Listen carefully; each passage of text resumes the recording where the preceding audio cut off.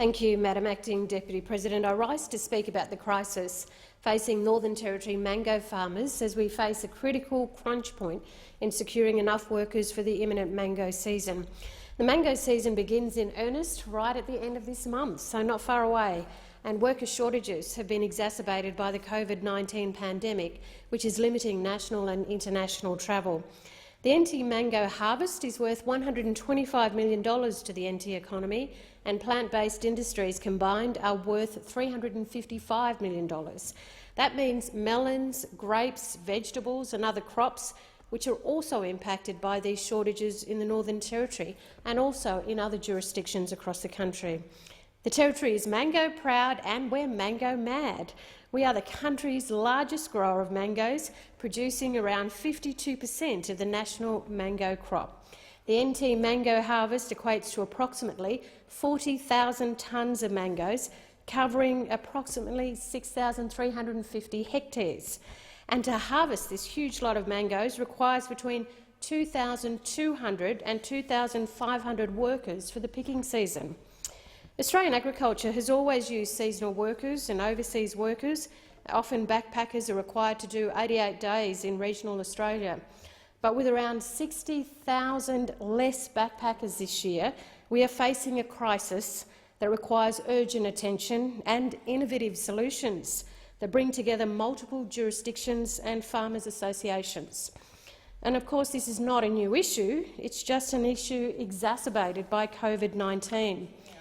The National Farmers Federation warned the Morrison government pre-COVID that agriculture's workforce deficit is one of the largest constraints to our sector's productivity growth, and we need solutions for agriculture to reach its potential of being a $100 billion industry by 2030.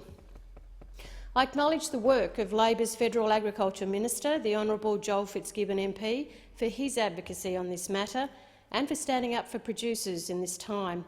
I also want to acknowledge the Northern Territory Government's Minister for Primary Industry and Resources, the Honourable Paul Kirby MLA.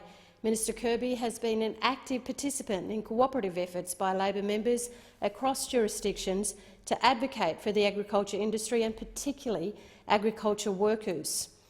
The Northern Territory has worked with the NT farmers and Australian government on a deal to bring Vanuatu workers to the NT through the Seasonal Worker Program COVID-19 pilot.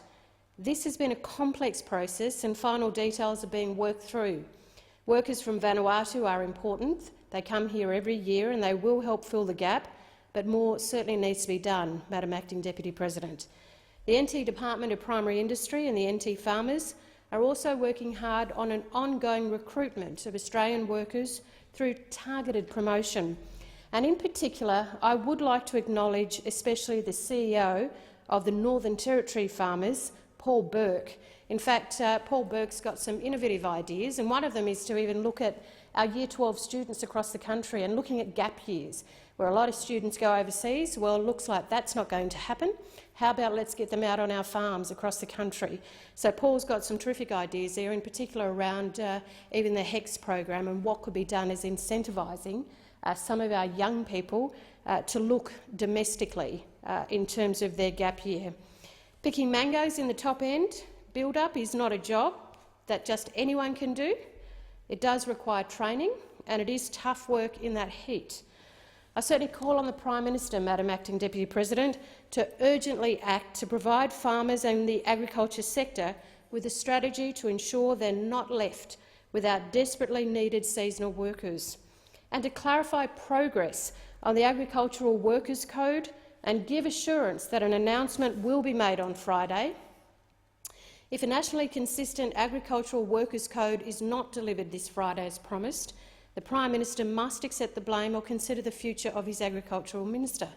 On the 21st of August, the Prime Minister said National Cabinet noted discussions had commenced on the code and agreed further work should be undertaken by Agriculture Ministers to deliver a paper to be considered by National Cabinet.